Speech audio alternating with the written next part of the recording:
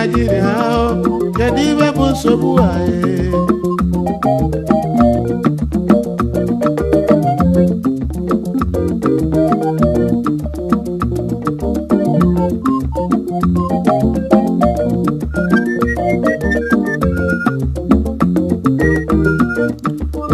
ajụjụ anyị na-ajụ ọ bụ gịnị bụ nsogbu anyị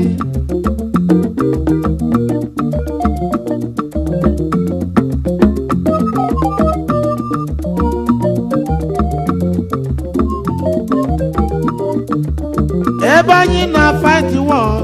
against indiscipline na nwanne ihe corruption ọ na-abụzi gịnị bụ nsogbu ka na-ajụ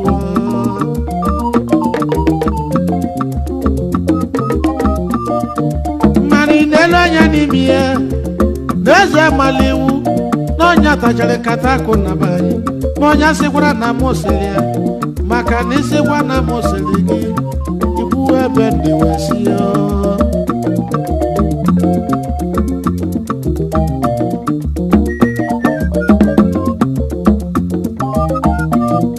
echi niile siwa nwanne chi kọlkọlkọlụ ọ na bụ gịnị bụ nsogbu achọba bi nwanne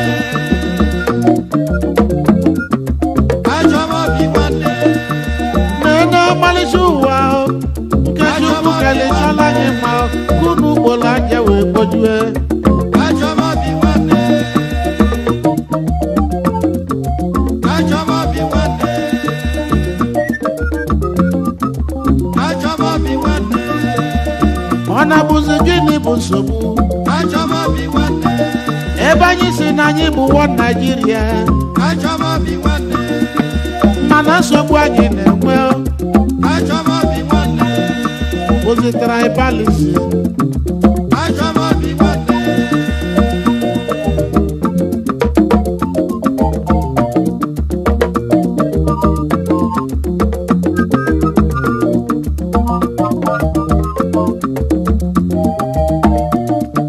kedu ebe ịfụnanya jebele kedu ebe udo jebele kedu ebe ịfụnanya jebelu ka nna jụọ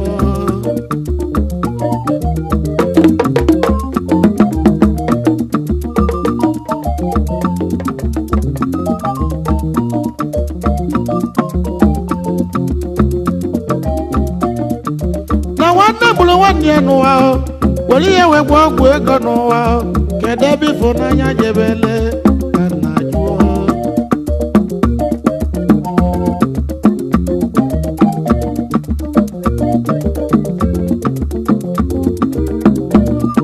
ma ọkwa ka e wee bata ego ka mmadụ ji wee ghọrọ ude n'ụwa ajụjụ anyị na-ajụ kedu ebe ịfụnanya jebeziri ya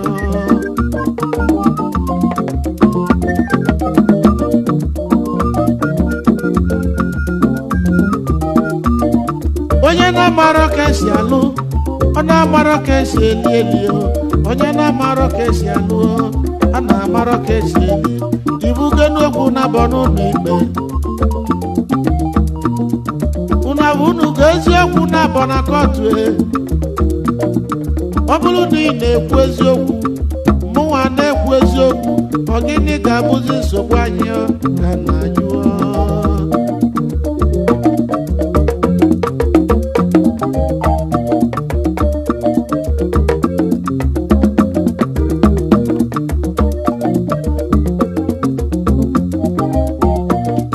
akụnụba nwanyị na Chukwu akụnụba anyị ji eme njọ akụnụba anyị ji egbu ọchụ ebe ịma na-emesịa n'ikpeazụ ndị ga-arapụlili akụwe na ọ na bụ gịnị ka anyị na Chukwu n'ụwa achọba bi nwanne achọba bi nwanne barịsta ababi ilu nọ fụmụ na ịfọdụ n'Enugu eze omenụka ka odogwu achọba bi nwanne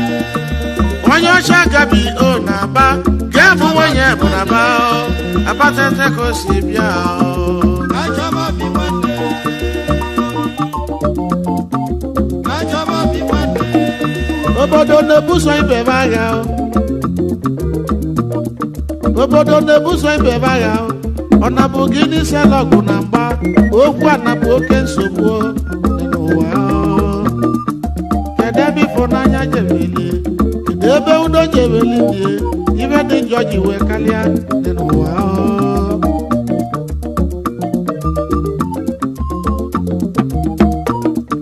agụleri na emulerie ọ gịnị bụ nsogbu nwanne amarazi nwanne ya maka iri okwu ana ebe ịma na ana dị anyị wee bịa adịghị adị anyị wee na ka anyị chọọzi obi nwanne ọ bụ gịnị ka anyị na-achọ n'ụwa Achọba obi nwanne. ọ bụ gịnị ka anyị na-achọ n'ụwa Achọba obi nwanne. ọ bụ gịnị ka anyị na-achọ n'ụwa ka anyị chọba obi nwanne ọ gịnị ka anyị na-achọ n'ụwa ka anyị chọba obi nwanne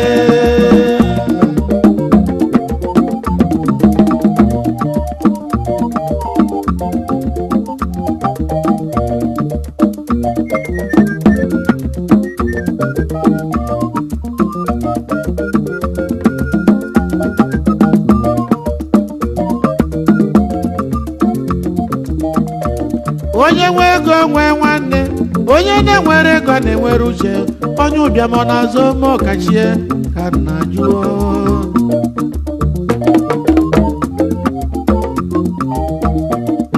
ịmala ibe ihe melu m ma nwụrụ melu m na ndụ nwanne m nwa ekene ka nkene ịmala ibe ị ga-emeli m ma nwụrụ melu m na ndụ nwanne m nwa ekene ka nkene maka na mgbe ị na-emelu onye nwụrụ anwụ bụ mmanalị n'ihe na ndị dị ndụ gị na-emelu ụfọdụ n'ụlọ nwanyị bawe biri nwunye wee mụtasịa ụmụ ba niile wee biri n'ụlọ nwata nwaanyị na-achụ nne dị ya kirikirikiri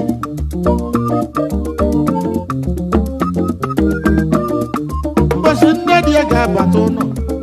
o were azịza ọ dịghị ya mịa bụ onye ka ọ nwụruo na nwaanyị ahụ abịakwa ka o were amosu weta gbuo ọmụmụ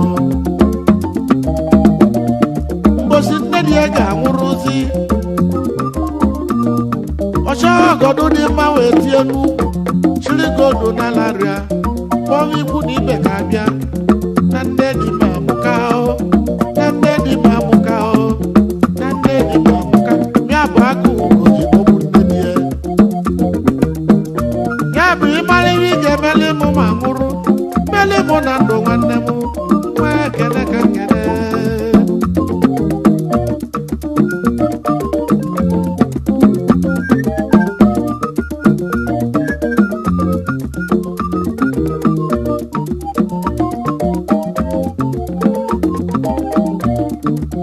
kedu ka nwoke si wee mụsịa ụmụ wee zụsịa ụmụaka oluzie mgbe a ga-enye ya nka mfabulu moto na-agagharị ka oluzie mbọsị nna wa nwụrụ akpọwa moto friji wee mmanya uwe akpati 1 million ebe a na-enye papa na ada dị ime amụka na ọmụka mana inelu onye n'ime na agụụ gugburu nne ya alili egbuo nwoke mụrụ ọmụmụ nwanne m ọ bụ gịnị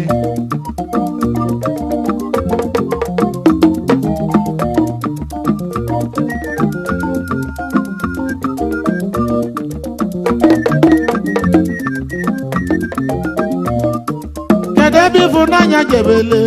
kedu ebe udo jebelu ya bụ ajụjụ anyị na-ajụzi n'ụwa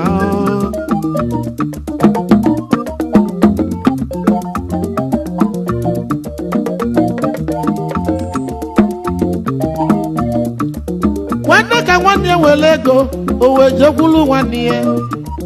nyelu m aka nwanne m kama ọ ga-enyelu nwanne ya aka ọrụ anya ọlụ ọ ga-alụlụ na ya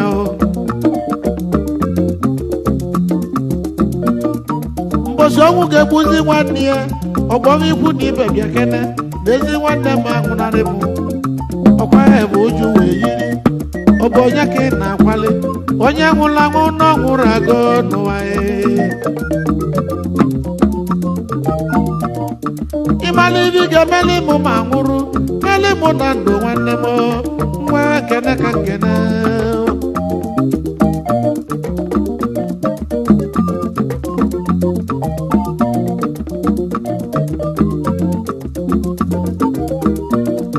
ya bụ na ahịhịa anyị na ya ụwa ka anyị jikọta obi ọnụ n'ụwa ka anyị gbaa mbọ nwe obi nwanne maka na iwu nke Chukwu kwuru sị hụ mmadụ ibe gị n'anya etu isi hụ onwe gị n'anya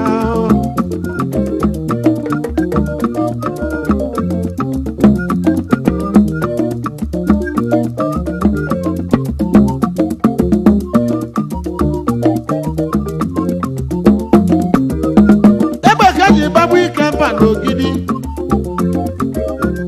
egbe ka eji gbagbu mashọ egbe ka eji gbagbu udezu ụkwara mgbe jụwa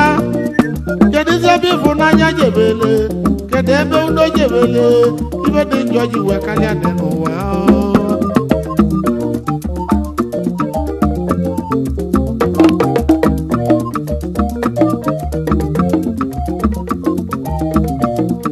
ọ bụ gịnị ga-abala anyị n'elu ụwa ka anyị chọba obi nwanne ọ bụ gịnị ga-abala anyị n'elu ụwa ka anyị chọba obi nwanne ọ bụ gịnị ka anyị na-ayọ ndị ụwa ka anyị chọba obi nwanne na anyị nwe ịfụnanya n'obe obi ibe ga-adịla anyị mma biko nụ ka anyị chọba obi nwanne dị n'ụwa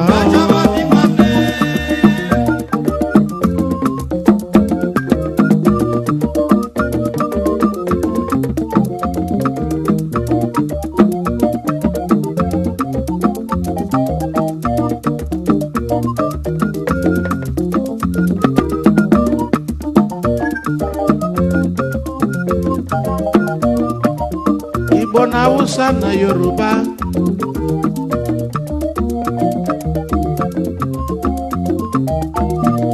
mana anyị bụ wo Nigeria iwe onye Igbo bụrụ nwanne iwe onye Yoruba bụrụ nwanne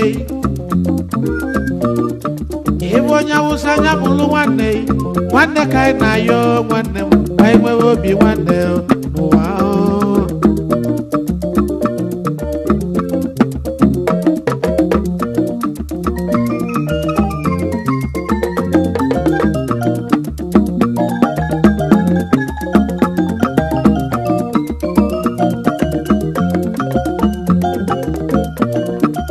nekene na ndị gbara onwe vesịrị na ba na-eje ụka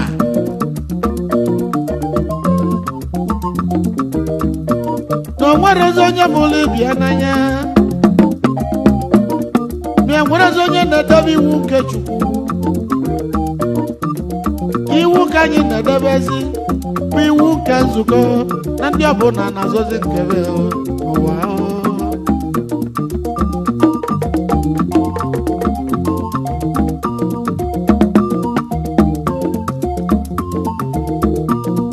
mana siomese na fada ma cherubi na sarafin ma the holy Sabbath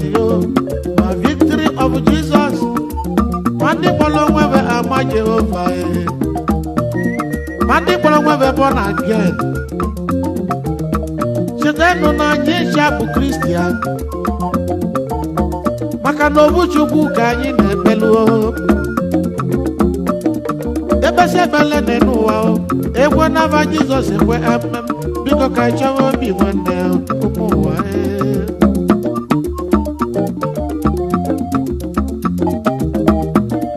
mana anyị chọta obi nwanne ije anyị gaba ije udo anyị jebe saa mbe ya anyị naba saa mbe ya unu jebe saa mbe ya unu naba saa mbe ya mbe ya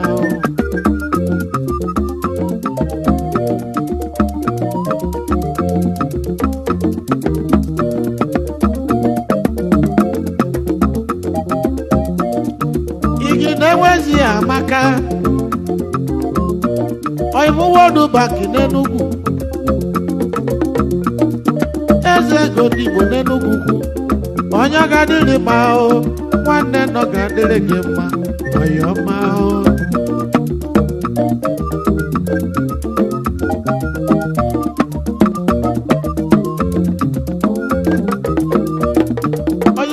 Peter Madeke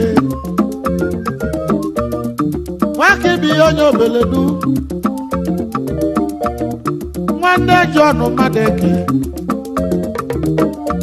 akụilili onye obeledu Ugochukwu Madeke nwanne atụlụ nwanne nne n'ụwa kelali anya nli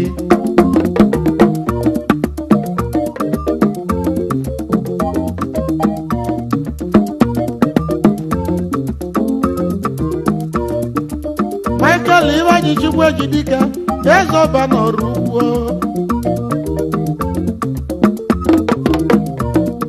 Chairman Director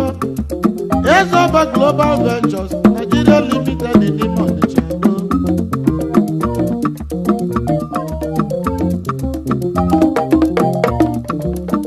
Peter Chinedu ọnwa na-etilọra n'aka onye ọ ga-adịle ma osisi obodo chacha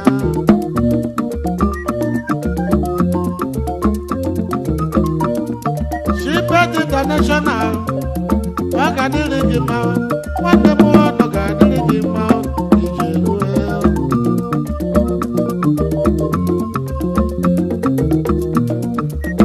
Steven Nwabakwa m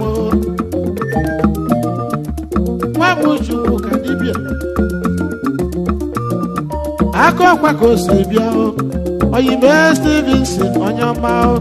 ọ ga-adịle gị mma Stevenson West Africa Limited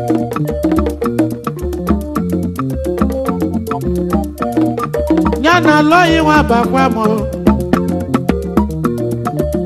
Alụ International aka ọkwa no gadele gị mma Tomaja si caution akwatu egwu n'isu jaba Yakene dili jube furu oyi me furu akwonye ọma oke titi ko si we bịa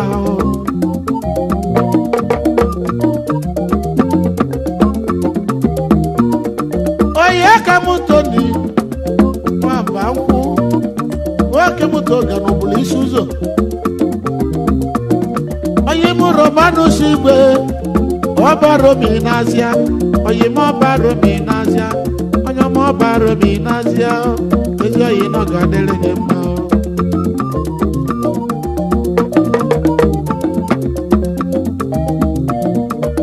Aiji Wadon Nwankiri n'Azịa ka o si bịa Emeka Kena n'Imo bịa ọ ga-adị mma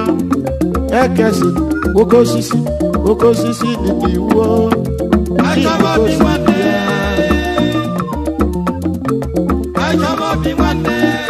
onye ime ha ọbụrụ nwa nwụrụ ọnwa na-eti lọrọ n'ore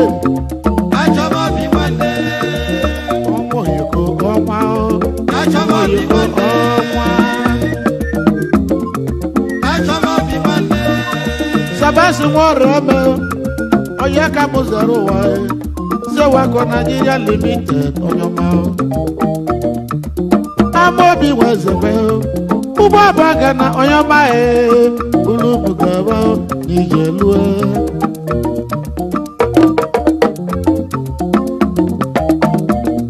onye ma ibe anyị bụ Oliselo oke ịbịa na n'isi onye ọma nwanne nọ ga-adịrị gị mma elibịa n'owela azụ wee gwa ọgwụ ya ezi oyi n'ịgadị ọ bụrụ nwanne ọnwụ ọzọ nwe ya nga agụlụ ụzọ Igbo ka o si bịa n'ịgadị ya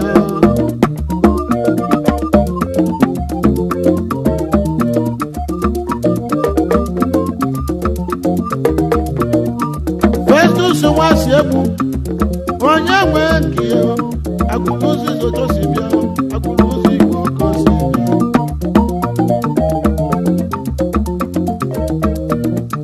Arize nwanyị ọra ide na agụlụ ụzọ Igbo ide onye aka mụ benzo na West Africa Limited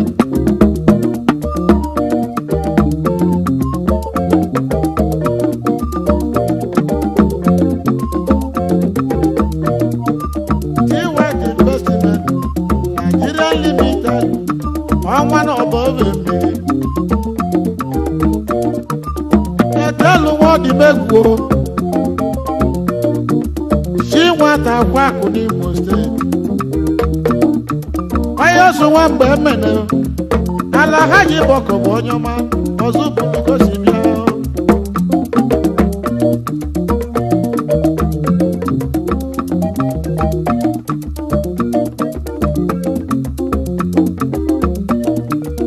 William Nwade ibe dị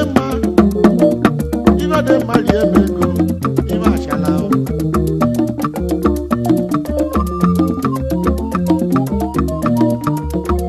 oyimo Timoti arụ ewu mgbe dịka kacha kwụma mgbe dịka tụ egwu bụ onye ọma ije rue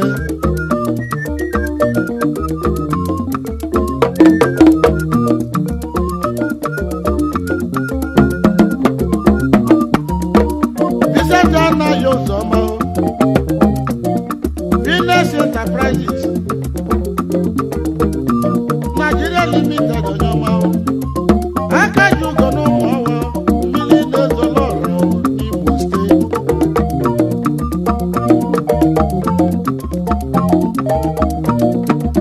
agwa eze nnebo ala mbụrụ ụzọ onye teje onye ọma n'ibi na Abuja kenele mụtere ịza aka ọrụ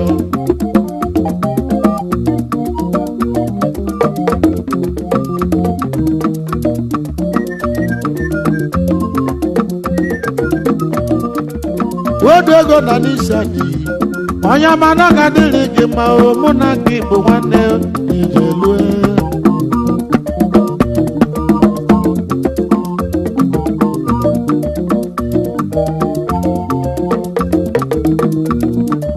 Samuel nwanne bụ eze ọba nwanụ n'ọkụzụ eze ọba motos Nigeria Limited onye ọma nwanne m nọ ga-adịrị gị mma ọ gịnị ka anyị na-azọ n'elu ụwa ka anyị chọrọ obi nwanne ọ bụ gịnị ka anyị na-azọ n'elu ụwa ka anyị chọrọ obi nwanne ọ bụ gịnị ka anyị na-azọ n'ụwa ka anyị chọrọ obi nwanne ọ bụ gịnị ka anyị na-ayọ n'ụwa ka anyị chọrọ obi nwanne.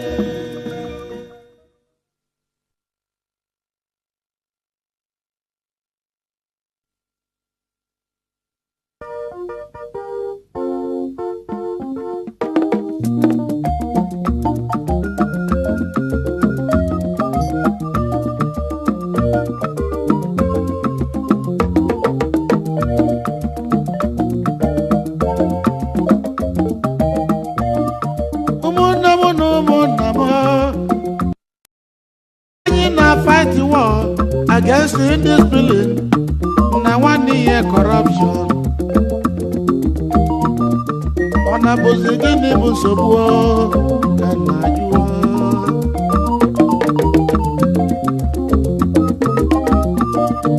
mana ị na-ele anya n'ime ya n'eze amala iwu na ọnya tachara nkata akụ na be anyị ma ọnya sịkwara na m osiri ya maka na isikwa na m osiri gị ebe ndị wesi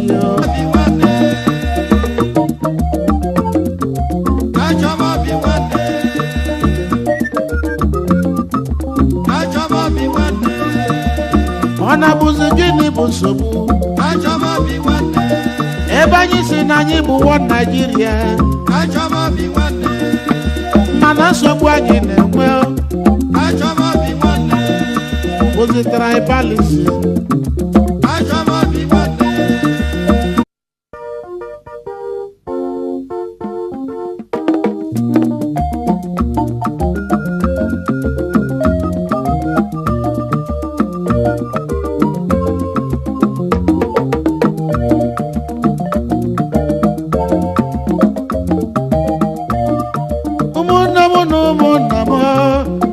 obodo anyị Naịjirịa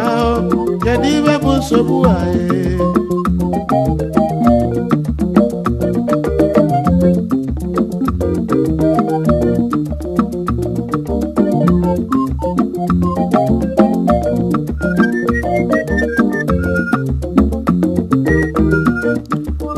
ajụjụ anyị na-ajụ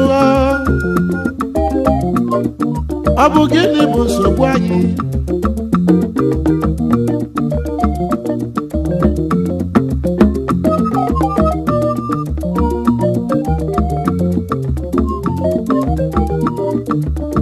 ebe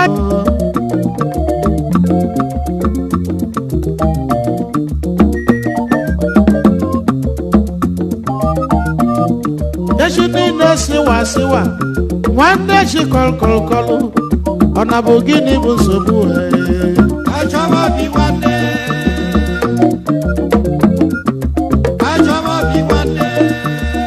na ọmalịcha ụwa ahụ nke Chukwu kelechala anyị ma unu ugboro anya wee kpojue